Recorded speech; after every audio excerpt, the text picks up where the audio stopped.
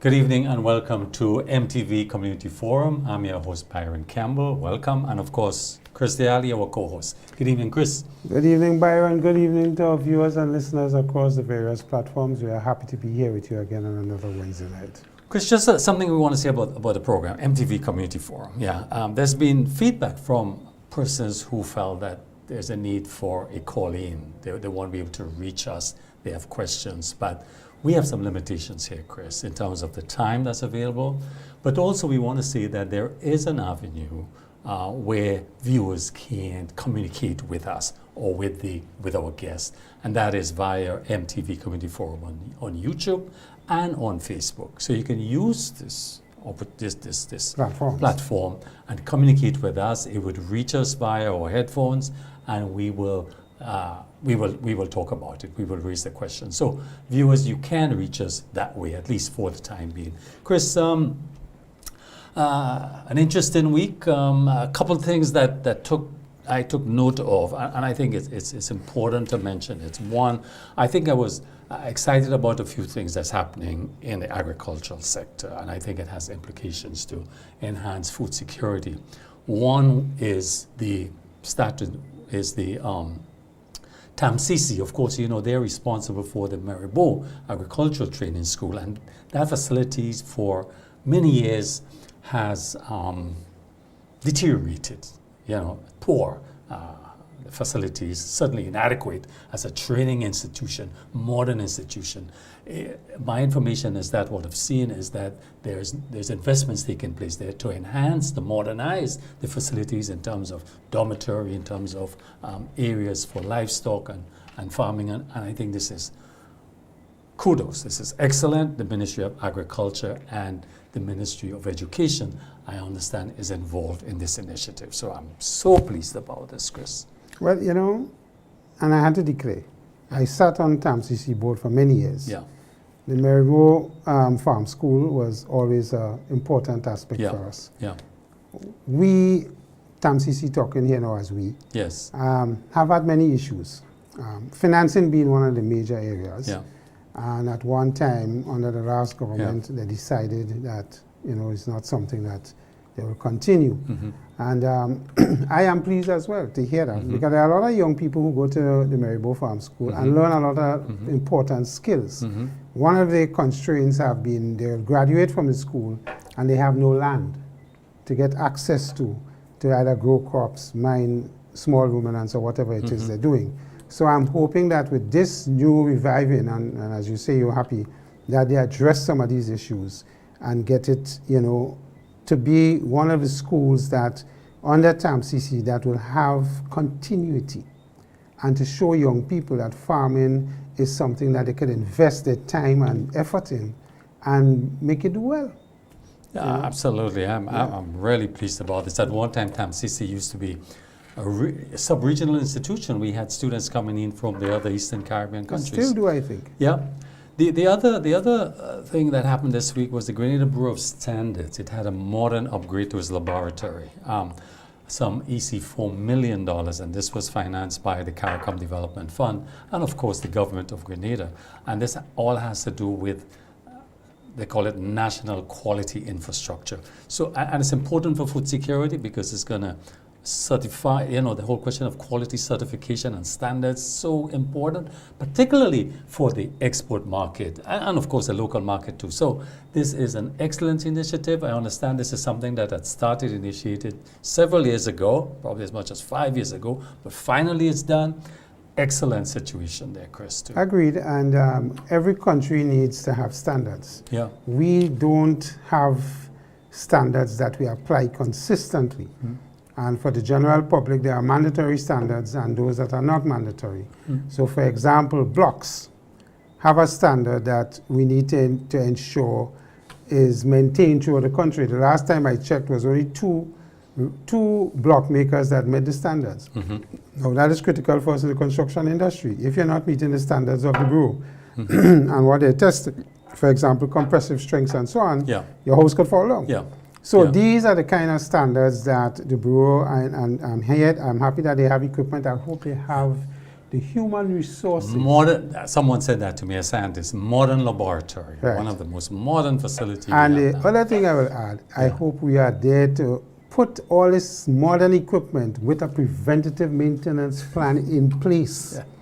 And I stress that. We get all this nice new equipment, we have people to run it, and we do the test, and then 6 months you care machine breakdown, we can't do nothing again. But yeah, so this was a good development. The other thing, Chris, that I learned about this week, a youth in agricultural project, that there was a sign of agreement with the Ministry of Agriculture and the Grenada Development Bank, financing of $800,000, which is coming from the the Caribbean Development Bank is called, and this is going to provide grant financing, interest-free loans in agribusiness, in crop production, in livestock management, training, and the goal is to boost agricultural input. So I think with this money, of course, it's important how it's managed, who qualifies for it, but it's an excellent initiative for boosting this critical area, Chris. So I'm happy Let me say, I am pleased to this. hear that. The only thing I will add here as a critique, and not that I'm here to criticize. Yes. Young people need to be encouraged, and Yes. this kind of funding helps. Yeah. But the thing that I believe we lack, we don't attach extension officers to these projects. So if I come to GDB and I say I want $200,000 to develop my farm in some particular area, where is the follow-up after I get that money to ensure that what I started off saying and I requested through the project is successful and has continuity? And for me, for that to happen, we need to assign extension officers through Ministry of Agriculture and say, Byron and Chris have 3 acres of land in Montmorris, and they plan to do cut flowers. I want you to monitor them over the next 5 years, that they are producing cut flowers. This is their volumes, this is what their constraints are not, and how we fix it. Without that, Chris, that's a critical point, because I could tell you, and we're not redesigning the wheel, because, for example, I was involved in the design of the SIRE program, and you had a couple $1 million assigned to young entrepreneurs and other business persons in agriculture. But what the project provided for it, recruited 12 extensionists, including fisheries extensionists, into the project. that's right. Paid them special, financed them, paid them, to provide the extension support service. And that's critical. If you don't have Absolutely. that, if you don't have that support, and they learned small business development, so there was training of these young persons before. So how we do it is important, because you'll find out at the end of the project. Did SIAP do a post evaluation to see how much of them still alive? Yes, that is part of it. That is always part of the program. That is always going on, because at the end of the project, part of the Interesting outcome. to see what the results of the Yes, post part of the outcome, you evaluation. have to measure the outcome in terms of, did you meet the targets that you set? You Good. know, so that's important. But the point you're making is the ongoing support. The extension support is crucial. Chris, so that's agriculture. A number of positive things there. Chris, Flow has introduced new technology into their cable systems. The old cable boxes that was physically attached with a cable running on the wires, that's been abandoned, and now they've introduced, or introducing is there, this new cable boxes that are operates with the internet. What Flow has said is that they dedicate a certain amount of bandwidth to power the service, which is, say, separate from your broadband that you pay for. But what the experience is, and I've experienced this too, and persons have complained about this, during the program, like the news, it freezes. and buffering. It buffers. So it's annoying. The question is, I understand there's other dimensions of it also, where with this new system, additional channels are added to your service. But what controls do you have, and is this technology working better than the old one? What's your experience on this? Well, I have had difficulty with this new box as well. And difficulty from the point of view, I understand it's internet controlled. And if you don't have a proper internet speed at your house, it is going to be constantly buffering, and you lose content. But what I think is even more frustrating is that the original package you had with Flow, when this new box comes on, they change the package on you, and you have a system where you're getting a different package lineup. Yeah. And the cost is higher. Yeah. And if you go to ask for your original package Yeah. that you had, Yeah. they are saying that you have to pay more. Yeah. So here it is, they have introduced this new box, and don't necessarily tell people that when this new box comes a different channel lineup, Yeah. and it could cost you more. So it is sort of hidden costs in this thing that is disturbing, and I think Consumer Affairs should take this up. You know, and the other thing with Flow that's annoying, that they want you to pay upfront for a service that you're sure you're going to get. You have to pay at the beginning of the month. All the other service providers, whether it's Grenlec or the other one, Water, you pay at the end of the month. At the end of the month. After you receive the service. Here it is, So- they charge you for a service that you're sure you're going to get. And Okay. even though they break down, because they have another thing I want to talk about. You pay for a channel called CBS. Yeah.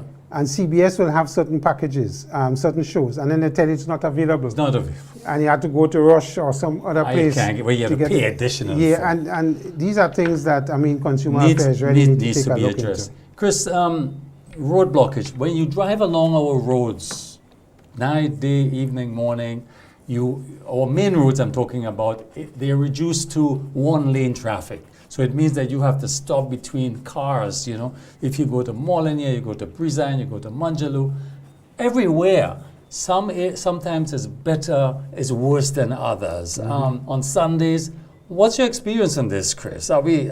Well, I'm going to say openly that I might be challenged tonight. Some people might be a little upset with me, but I want to bring this from the point of view of churches, and when they have their services either Saturday or Sunday. Mm-hmm. Some of us have churches on main roads, for example, Granans.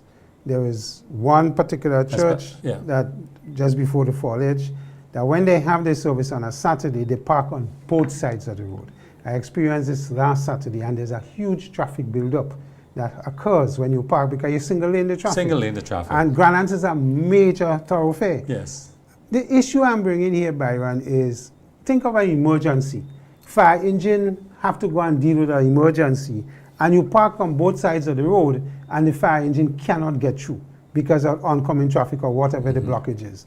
We have to be more sensitive, and the police needs to get more involved. The same thing happens with funerals.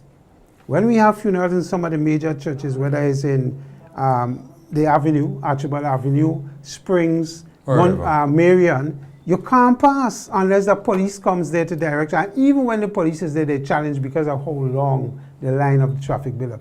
We have to be sensitive when we're doing these things. So, Chris, we seem to have a solution. I heard the Prime Minister tonight on television news saying that he recognized the matter and he's directed the Traffic Commission to look into it to find solutions.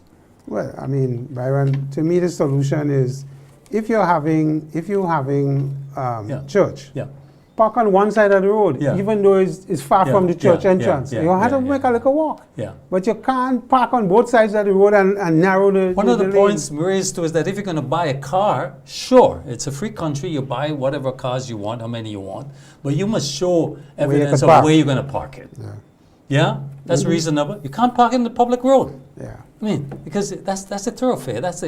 So anyway, Chris, let's hope the commission really looks at this. Chris, traffic again, cement trucks, big, but what we see is that the cement is offloading, not on the side they are going, but before they get to where they're going.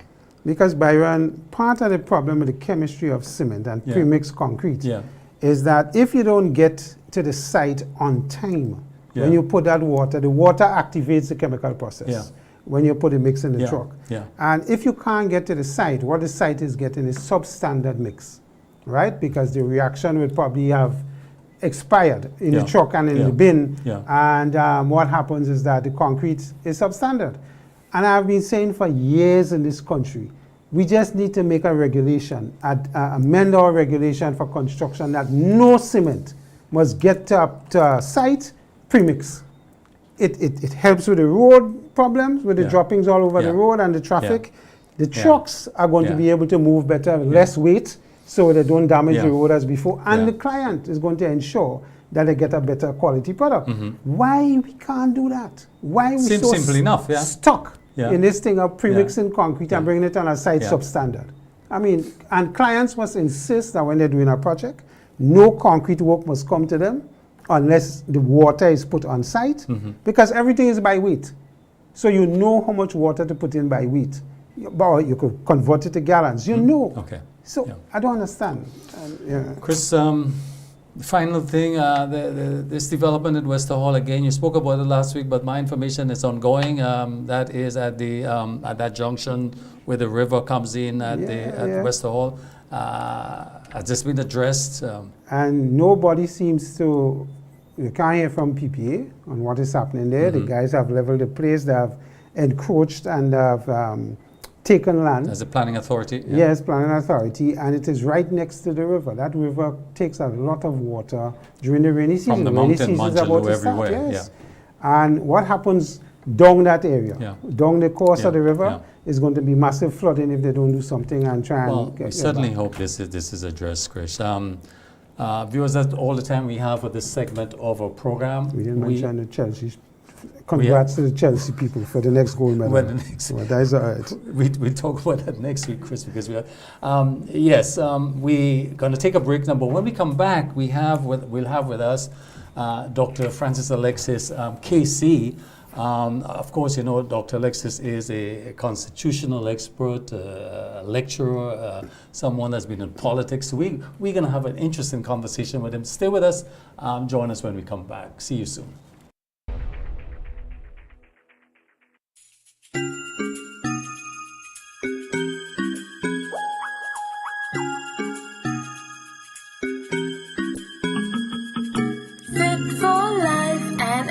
Laboratories, providing quality care and expertise. Fit for life and allied laboratories. See our in-house doctors and our pharmacies. Get expert care and quality tests. When it comes to your health, you deserve the best. Fit for life and allied laboratories. We're taking care of Grenada.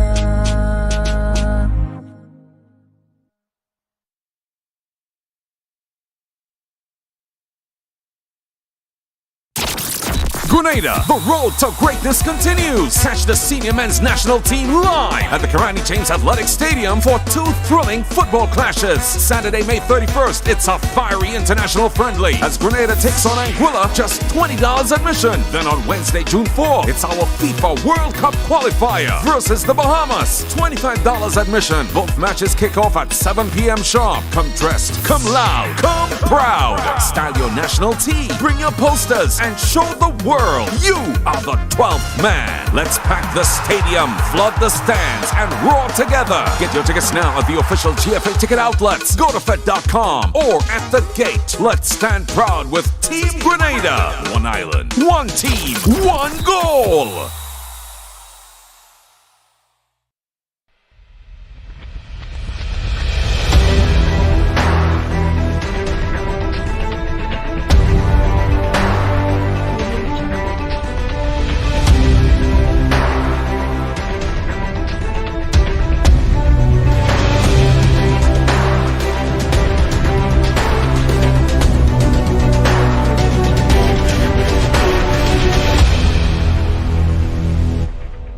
Good evening, viewers, and welcome back to Community Forum. This evening, as we announced, we have Dr. Francis Alexis with us, QC, KC now, to talk open. So we have an open slate with Dr. Alexis. Normally, when he comes and he joins our program, is either something on the Constitution, what's happening there, or other issues in the legal fraternity that we'd like to see. So we have a very special invite tonight to have Dr. Alexis on an open forum. As you know, Dr. Alexis have been in the legal profession for many, many years and acted as, when he was in politics, he was a prime minister, acted as a prime minister, attorney general, and minister of legal affairs, and has the honor of being awarded the KC title in his profession, so he has done quite a number of work in the legal field. And he holds a PhD in public law from the University of Cambridge in England. Dr. Alexis, welcome to the program. Thank you very much indeed, Chris, Byron. Evening. It's pleasure for me and honor to be in your midst. You've been doing excellent work. Your discussions can fit anywhere in the world, anywhere. Thank you for that. Yes, and much better than many too, let me say. Yes. So, Doc, I want to start off with you on the civil side of the court and what we're doing there, what is happening, and you know, I know we have always had a backlog in civil matters because we can't get judges to deal, and criminal matters will take precedence over civil matters depending on what is happening. And we have a process in Grenada called mediation that looks to reduce the backlog. What is your opinion on, first of all, the issue with the court? I'm going to ask this question in two parts. Our courts are antiquated. I want to use that word. Physically, you mean? Physically and otherwise. Because our judges still have to write a lot of notes instead of having a computer that will dictate, having a stenographer that could assist with it digitally and otherwise. And sometimes it takes long to get reports. So that's the first part. Previous administrations have spoken about getting the court, and we're still not to a point where we could say and boast that we're efficient. So that's the first thing. And the other part of this question is, how do you see our civil matters? Because people say when, I forgot the adage now, justice not done in time is no justice at all, or something to that effect. How do you see that affecting the perception of people's minds of getting justice and something done in a timely manner? Progress is being made, even if only at the extent of having more judges. We have more judges in the system now. Progress is being made because we now sit by Zoom, not only physically, and that has been helping. Progress is being made thanks to mediation, and we have in Grenada very excellent mediators. I think the rate of settlement at mediations could be as high as 60%. I attest to that because I know personally, I represent clients and we get justice at mediators. We have excellent mediators, like yourself, Christiani. We have many others. I don't want to specify some and leave out others. But suffice it to say, we do have excellent mediators because we get many cases settled. We also have newly judicial settlement conferences. This is a facility by which judges, as distinct from mediators now, judges get matters settled as distinct from judges handing down judgments now. So it is an upscale mediation process. I say upscale because it is judges themselves presiding at these facilities. Yes, we do need some more electronic facilities, no question about that. You refer to one, taking notes. That needs to be attended to. We also need certainly center where all the judges can sit properly together. We do need that. We hear the Attorney General saying repeatedly, this is going to happen under her watch. I don't take this to mean that her watch is going to be 20 years, 30 years. But I take that to mean within this term, something is going to happen. And we do look forward to that. On the criminal side, judges are making progress there. As a matter of fact, if you go to the criminal court in the High Court, this thing from in the Magistrates Court now, the figures show that cases are being disposed of on the criminal side. We have good jurors coming from across the country, and we must praise them. They do excellent work. So progress is being made. I'm not saying as much as we would like to see, but progress is being made, especially, I say, on the civil side. I'm going back to mediation and judicial conference settlements. Mediation, the process, you can get a case settled at mediation in 2-3 hours sometimes. I have to say that sometimes you think we reach a settlement and parties come back and say, I'm not going to sign. That doesn't happen very often. It is a heartbreak, but that is how it goes sometimes. That is on the downside. Most times, when the mediator and the parties and the lawyers say, this is it, this is indeed it. So again, we want to congratulate the mediators for helping speed up judicial issues in the country.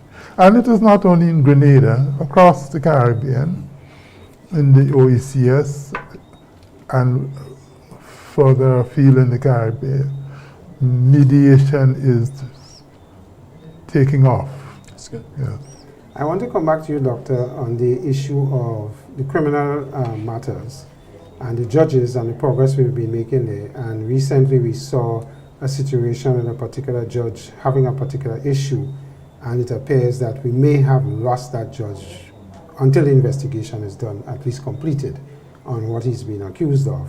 And of course, criminal matters, from the point of view of when you go to the assizes and you look at the matters that are to be addressed, I think by only 60 or 70% of them structure around abuse and sexual issues.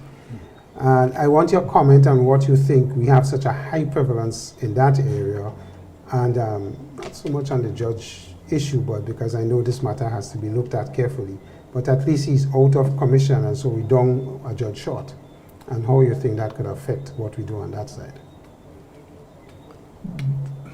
It would affect us negatively until we get a replacement, no question about that. And that's very unfortunate, because that judge in particular is very competent in criminal matters, very competent. But the law has to take its course. Yes. We will see what we will see. Headquarters in St. Louis appreciates that a replacement has to be made immediately, so to speak.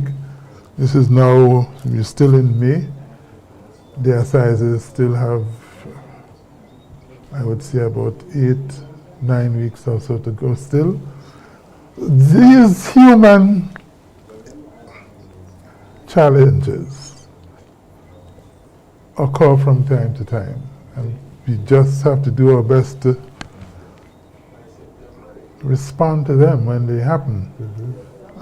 Choose my words carefully, because I saw a colleague of mine say he's not going to hesitate to. I saw that too, so that's why I chose mine carefully as well. Happily, this doesn't happen very often. Yeah, that's correct. And in life, you will have these rare occurrences. That's all I can say, because What about the issue of the matters that come to criminal is a lot around sexual abuse and that kind of thing. What do you think, from a social point of view, is fueling that, and what possibly we can do to reduce that? Because that dominates the court circuit on the criminal side. that is a very serious matter, the prevalence of sexual offenses. Some of it has to do with misunderstandings at times, sometimes. Some of it has to do with the lack of respect for our sisters in the country on the part of the brothers, who sometimes feel they have the prerogative of abusing people. Now, how are we going to resolve that? The churches have a lot to do with that. It begins in the home too. So if you have male and female parents in the house, it might assist with getting male persons to understand they do not have a right to go pulling at the sisters like that. So the churches have to do with it, the homes, of course the schools have to do with it. I get no consolation from the fact that it is not only in the Caribbean that you have a prevalence of sexual offenses. The fact that it happens a lot, say, in the USA or even Canada or in Britain, that is no consolation for me. So all of us have to do with curbing our tendencies to abuse people. All of us have to do on the streets as you go along. You have to speak to people. I was in a gas center about a week ago, and this brother is at the cage, and he is saying things to the sister, and I said to him, brother, you can't be abusing the sisters like that. I must say he wasn't violent towards me, he wasn't abusive. He just smiled and walked away. So as we go along, as the point I'm making, all of us have to speak to one another as it happens. Mm-hmm. Sometimes you get your share of abuse for that, yes, but you have to take that responsibility. Stand your ground. Yes. Yeah. The last thing I want to put to you, Doc, is for the time being is, you know, you have been famously always given the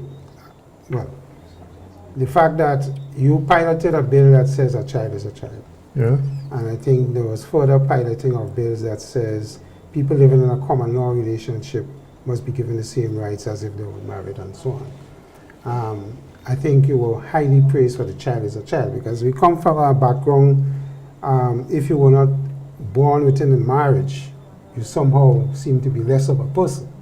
And the legislation that you have piloted have stopped that. What is your take on the thoughts and how we have progress? This is good progress in my view. Great. Yeah. And my view is that I think none of us now could use this old thing about your half child or half person because you're born out of wedlock. So, in your experience in the law and what you have seen, how effective have that been, particularly in wills and when you're doing things like that? You still hear people, about 2 weeks ago, I heard a woman referring to a person as an outside child. Yes. And I said, we don't have outside child in Grenada any longer, sister. And she just smiled and walked away. But you see, it's a mental thing, it's a psychological thing. When I was going to school at the St. Paul's Government School in the 60s, I observed that some persons who were born out of wedlock seem to have an inferiority complex, that they felt they were not equal to persons who were born in marriage. I didn't know what was the psychological problem at the time, but as I grew up, I observed that even people who have succeeded in life in terms of economics, they still have this chip on their shoulder, and they are called, you know how they were called in those days. And I told you just 2 weeks ago, I heard this sister talking about this person was an outside child, and I said, we don't have that in Grenada. So it's a psychological problem, and some people have, I'm afraid, inferiority complexes about them. And that bill was intended to say to a person born out of it, There's nothing wrong with you, and you're not inferior to anybody. You must develop your talents just as anybody else. How did my colleagues in the cabinet respond to that? I must say that the best support I got from that bill was the Prime Minister, Nicholas Brathwaite. He gave full encouragement to the idea. We had to do deals. For example, I intended to come with a bill saying if you have been cohabiting with somebody else of other sex for say 5 years, because you should be accorded the same treatment, if only in terms of succession of property. Somebody born in wedlock and somebody living in marriage. But the response, the objection to the Child is a Child bill was so strong that we had to sideline that aspect, that other element for the time being. And if you look at the act regulating intestate succession, that's how it is called. If you go back to 1991, you would observe that we changed that law. Up till then, the wife was entitled to only 1/3 of what was left by the husband, and the children got the other 2/3 equal. As a quid pro quo for the Child is a Child bill, I came up with the idea and I said to married women in the country, very well, all right, if you are afraid that the child born out of wedlock would deprive you of some of your inheritance, we're going to change that bill to, that act, the Interstate Succession Act, and give you, the wife, 1/2 of the estate of your husband. And the other half will be divided among the children. And that quietened them a lot. I have to say that when you're dealing with human beings at the level of own bread and cake, it's unfortunate, but that is how we are. Yeah. So if you look at that Interstate Succession Bill Act, it's called the Interstate Estates Act, is the proper name. That change in 1991 had to do with the Child is a Child Act, because we were getting so much opposition that I came up with the idea and said, well, if it's so much you're concerned about money and property, very well, let's do a deal. You're not going to be losing part of your property and money to children born out of wedlock. You'll now get half of the estate of your spouse. Doc, And that quietened them. Doc, we have to take a short break now. When we come back, we can deal with more politics. I trust you. Viewers, stay with us. We'll be right back.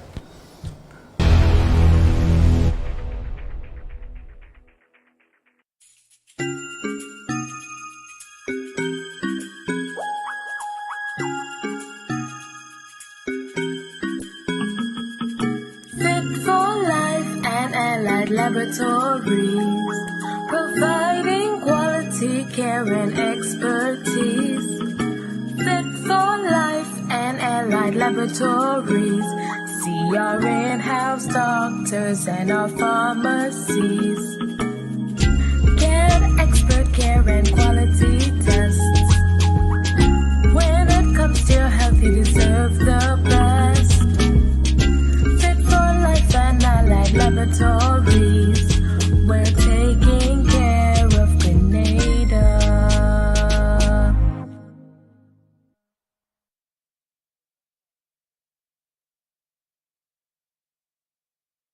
Sporting fans, ready yourselves for the most anticipated Winston Tide Games, June 7th and 8th at the Kirani James Athletic Stadium. Come support our athletes as they compete with some of the region's best in the field events and on the tracks. Save the date, June 7th and June 8th, Winston Tide Games at the Kirani James Athletic Stadium. Stay tuned for more info. Winston Tide Game 2025.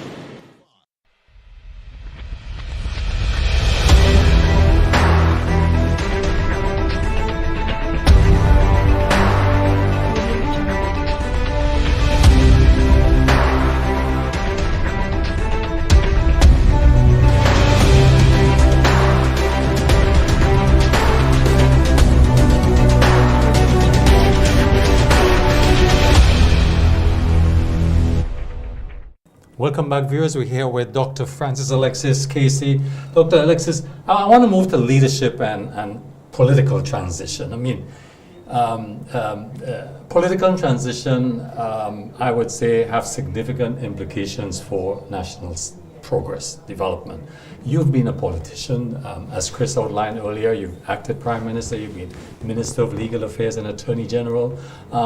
In your view, was the transition of leadership within the new National Party fair and constitutionally sound? Not trouble you want to put me in. Yes. Was it? Was your opinion? No, it was not fair. It was not sound. Because here you have the leader of the party publicly saying words to the effect that a certain person could never succeed, and almost over his dead body. Well, if the leader of the party is saying that, naturally, that cannot ensure transition in the leadership of the party, which is without prejudice to the person against whom the leader of the party is speaking like that. Look at what happened, for example, next door in Trinidad and Tobago, inside the PNM. The leader of the party at the time, when the party was transitioning, he never attempted to stymie debate inside the party. He just left it, more or less. Of course, every person has his or her choice, but the political process requires that no one should use his or her position in the party overwhelmingly to see to it that one person doesn't have a fair bite at the cherry, and conversely to do whatever that person can do to ensure that somebody else gets in. On the ground, well, I cannot lecture the leader of the party at the time, but my sense across the country at the time was that even some people in the party, at any rate, felt that the party was worse for what happened, in the sense that the leader at the time went too far in trying to ensure that one person did not succeed, another person did succeed. That's the way I see it. Doc, thank you. Yes, and I want to get you into trouble. What qualities do you think are most lacking, or let me put it this way, are most needed in Grenadian political leadership today, as you view it? If you take the ruling party, the leadership there, obviously, could do with some more experience. And you can't blame them too much for that experience. if I look at the leadership of the ruling party, I would say that the leadership is trying. The leader is trying his best to look at the economy, look at the society, listen to people, and keep the country on an even keel. So I can't say that I see in the leadership of the ruling party flaws which are out of sync, as it were. No one is perfect. In terms of the leadership of the main opposition party, it is far too early to throw stones at her, and I don't mean that literally or otherwise. Of course. That just came out just like that. But I think the lady is trying her best. I noticed that they appointed, I think, about 3 caretakers recently. Is it 4? 4. And yeah. I was quite impressed Yeah. with it. To me, that's very encouraging. The quality of caretakers she was able to appoint, that was very, very encouraging to me. So it appears that the two parties are at the level of leadership producing right now. Dr. Zettoli mentioned, of course, Peter David. We're talking openly here. It's good to get your views on things. He seemed to be going forward with a movement and which are likely to lead into a political party. Do you think there is space in Grenada, with your analysis, do you think there's room in Grenada for a third party in terms of governance? How do you describe this dimension, and is it feasible? I would like to see Peter David in the House of Representatives for a long time. I think he has a lot to offer in terms of ideas. He's quite a people's person. Peter can speak not only on law, he can speak on politics and economics and society. The House of Representatives of Grenada will be poorer, in my view, for Peter David not being there, of all persons. I know people say things about Peter David. I happen to have written a biography of Sir Dennis Byron, which required me to study very closely, if you look at that book, the October 1983, what happened, both on the streets and in the court. And it is absolutely untrue to say that Peter David was involved in October 1983 in any nefarious way. As a matter of fact, on October 19th, 1983, Peter David was not even near to Mount Welldale. But Doc, let me remind you the question. Is there room for a third party? What's your analysis? You don't of like the my answer. No, I'm not saying this. I'm saying that you're not answering the question. So that's why I'm bringing No, it well, back to you. I'm coming to it. You're coming to it. Okay, Yes. I'll wait. Because I'll wait. to me, Yes. the qualities I see in Peter David are precisely qualities which are needed for a third party if it is going to get anywhere at all. A leader, experience, ideas.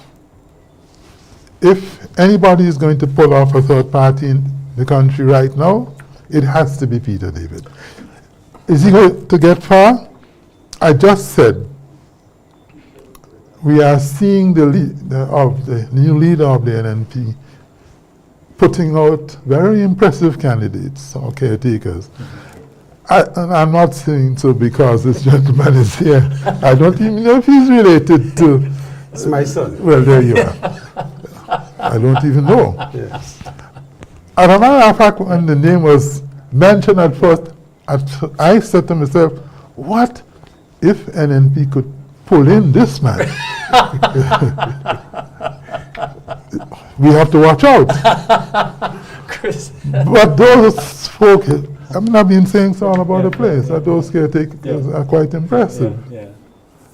So, if Peter David is going to make a dent Yeah. with both parties corralling the way they are, Yeah. his work is cut out for him, no question. And it's not only in Grenada, because across the Caribbean, third parties have their work cut out for them. Yes. Doc, that's fine. I want to move to something else, Doc. Reparations in the Caribbean. And you have been a vocal advocate on issues of justice and equity in the region. And the Caribbean has, as a region, intensified its calls for reparations from our former colonial powers. What are the most compelling legal arguments in favor of reparations for Caribbean nations? And how feasible is a successful claim under international law, something you have spoken about? How do you view this? Slavery was against the common law. There was a ship moving from West Africa, and it took a black man on board. When the ship reached London, anti-slavery people heard about it and filed a case in the High Court across there. And the court laid down quite clearly that slavery is illegal in England. The name of the case is slipping me right now. And that was never challenged. It cannot be that slavery is against the common law in England, but it's consistent with the common law in the Caribbean or North America or Africa. That is their starting position. One, that slavery was against the common law. Secondly, that slavery is against natural law. Natural justice all the way. It's against natural law. You may tell me that there was slavery in the Bible. And my answer to that is slavery in the Bible is entirely different from slavery in the Caribbean, because in the Caribbean, a slave was a chattel, a thing.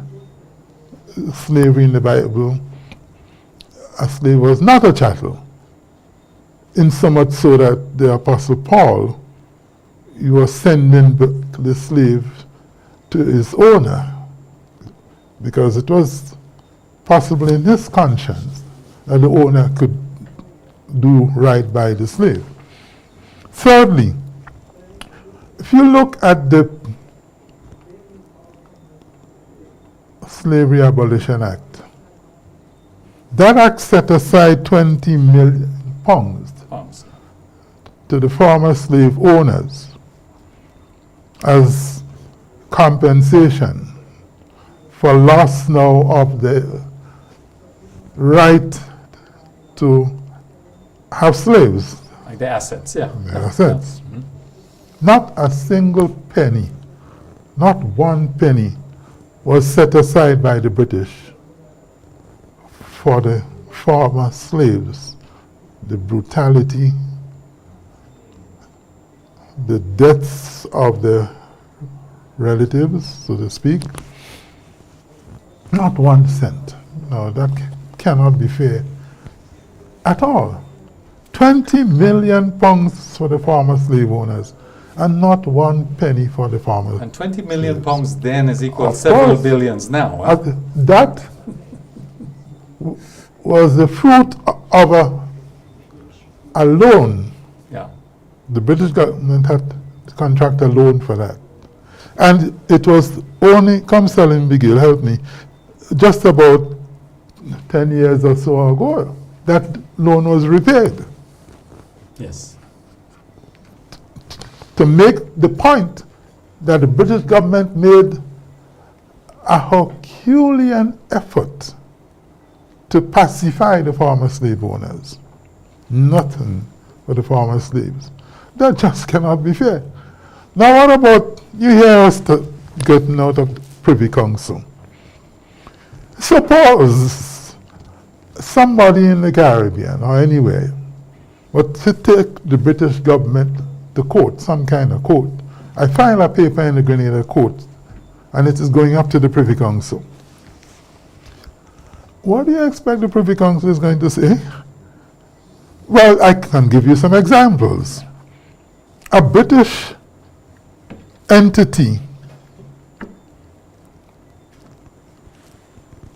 ended up in a court in Dominica over the question whether a new entity providing services like this had a right to compete with a British entity. When the case reached to the Privy Council rewrote the law of the market.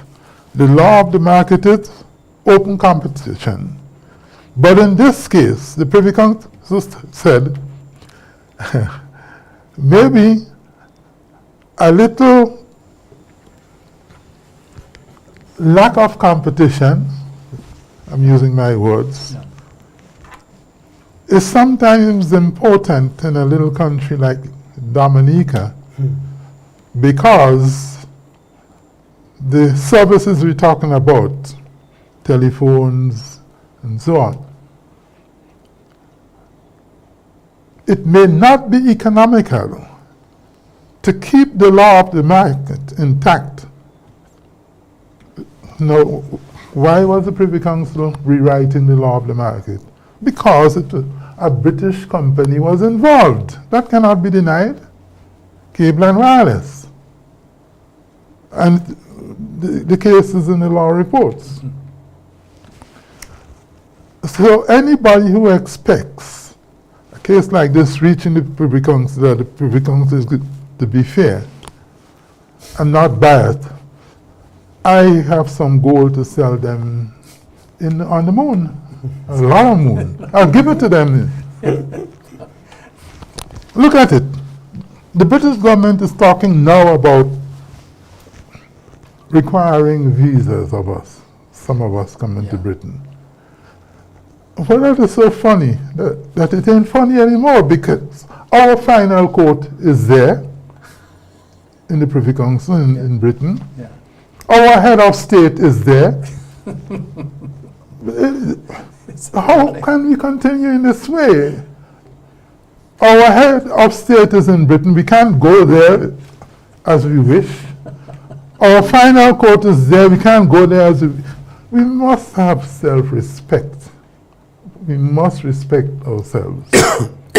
Move out of that impossible scenario. And Doc, that's we are running out of time, and this is so important. But I want to, and we have to continue this conversation. But there's one caller, not a caller, but a viewer who's asking a question, and to you, what are your views on the new proposed or existing sexual offense court that is being proposed or is in the works? What is your view on this? Do you think this is going to enhance the justice?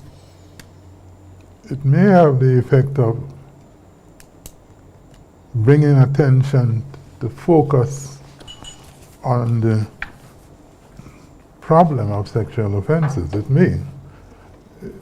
In Jamaica, years ago, they had this problem of gun offenses, and they created a gun court. I'm sure you're aware of that. Did it help in reducing gun offenses? I don't know, I can't say. I have never seen the figures. But at least it had the effect of increasing attention being paid to the malady.